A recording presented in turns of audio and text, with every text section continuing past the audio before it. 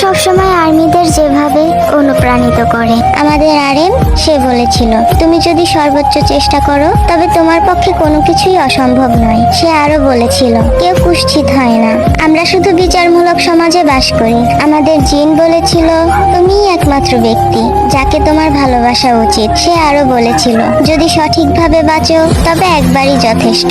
আমাদের সুগা সে বলেছিল, অবশ্যই কঠোর পরিশ্রম সবসময় ভালো ফল দিবে। সে আরো বলে, তুমি জন্মেছো সত্যিকারের মানুষ হতে, নিখুঁত হতে নয়। আমাদের জেহব সে বলেছিল, তোমার হৃদয় পরিষ্কার রাখো এবং সর্বদা খুশি থাকো।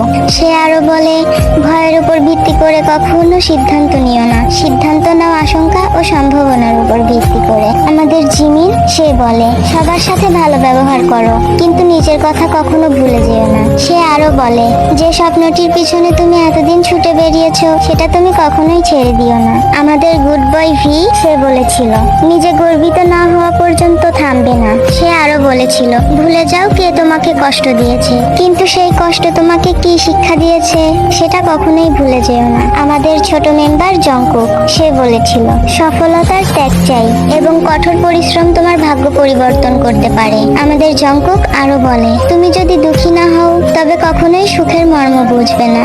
বিটিএস তারা শুধু আর্মিদেরকে এই কয়েকটি জিনিসই শেখায়নি, বরং তারা আর্মিদেরকে শিখিয়েছে কিভাবে বাঁচতে হয়।